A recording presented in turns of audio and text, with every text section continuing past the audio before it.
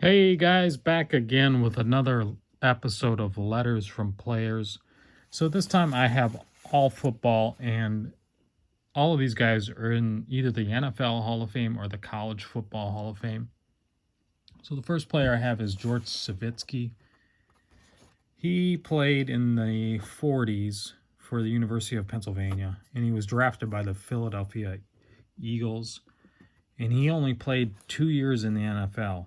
And then he was inducted into the Hall of Fame, College Hall of Fame in 1991.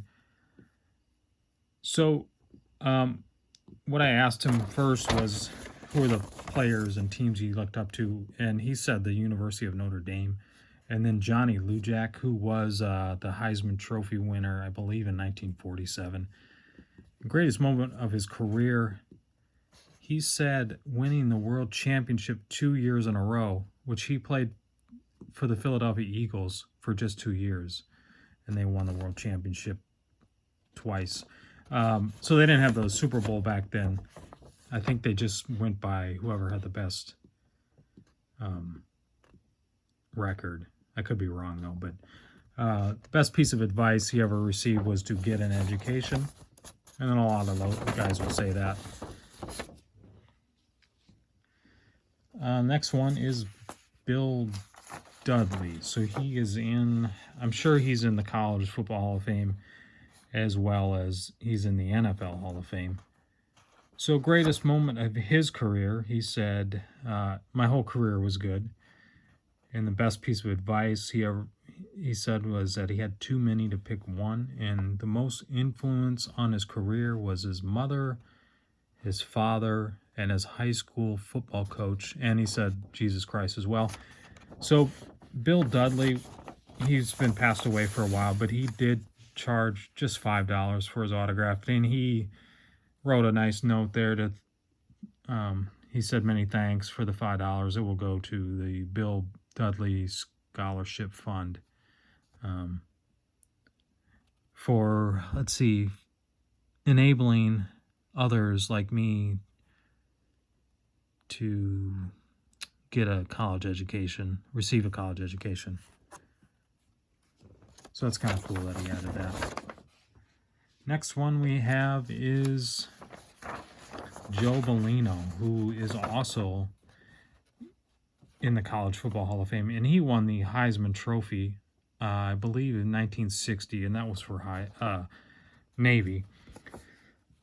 So he had some pretty good answers here. The greatest moment of his career was in college, returning to the Naval Academy after upsetting #1 college football team, University of Washington, to a rousing football rally at 4 a.m. That's pretty cool.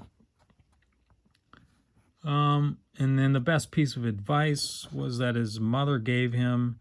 He can remember her telling me, as long as the clothes you are wearing are clean, your face is washed, your hair is combed, and your shoes are polished, you will be properly dressed.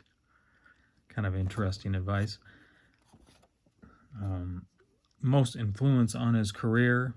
A cousin of mine at an early age, he saw my athletic potential, and he advised me to use that potential to gain an education. Playing sports for a short time and an education forever. So pretty nice there.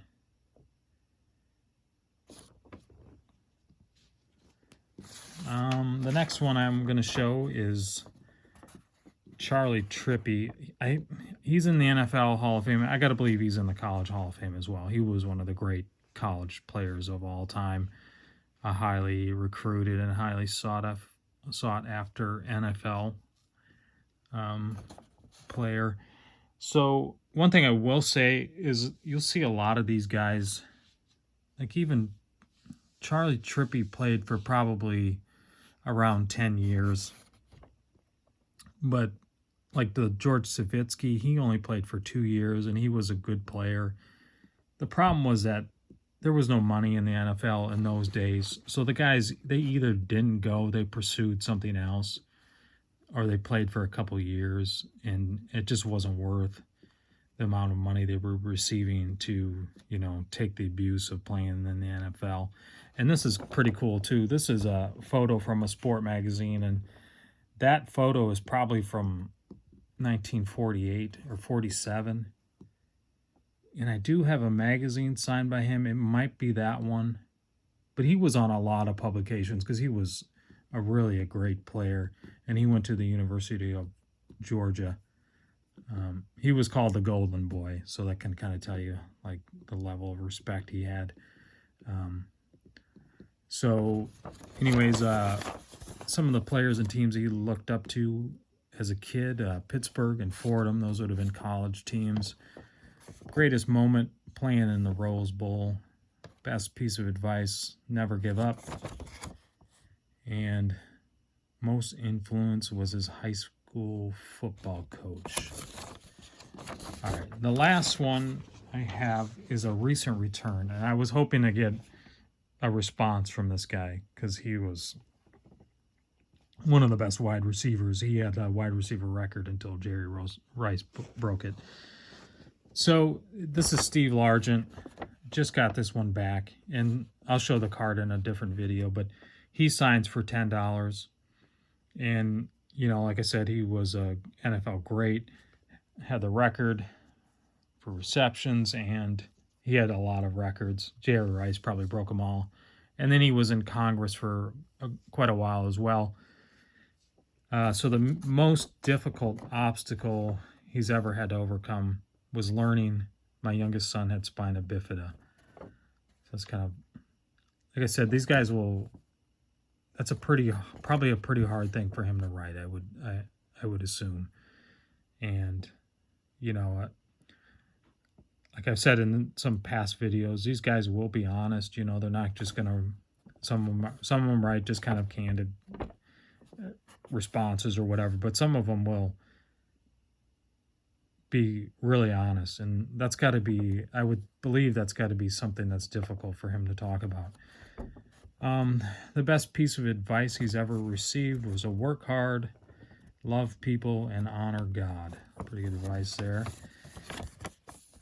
And the one I was really interested in him answering was, so I asked, having a long career, I was curious about your thoughts on the CTE situation.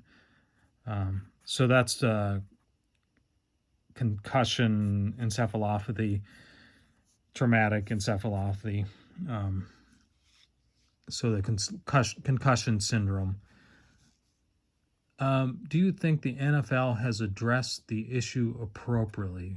So he said CTE is serious, looks like, and should be studied more thoroughly, and that the NFL is working on it, which is all true. Unfortunately, for a lot of these guys, they didn't realize the seriousness of it and the extent of it. I would assume that, I don't know, obviously, and I don't think anyone really knows, but I would assume that most of these guys that played any high level of football have some CTE, I would say. Even if it's, obviously there's varying degrees, like with Junior Seau, that's for sure what happened to him. Probably Aaron Hernandez as well. It changes your brain, and it changes the way you think and your level of anger and depression and all that kind of stuff. So it's like traumatic brain injuries is common. Those are common emotions to feel, extreme anger or extreme depression. Anyways, the NFL has done a lot. We can see it, and with the different rules and stuff like that, and they're adapting to it more. But with the level of talent and the amount of speed and the size of these guys, it's pretty phenomenal that they're able to play and take that kind of abuse. And like Steve Largent, he played for a long time, and Jerry Rice as well. All those guys that play for a long time, you can appreciate the amount of abuse that they took and the level of talent they would have had to be able to withstand all that. So that's all I got for you guys. Keep watching. Please like and subscribe. Leave comments if you could. And stay tuned. I'll be back. Thanks.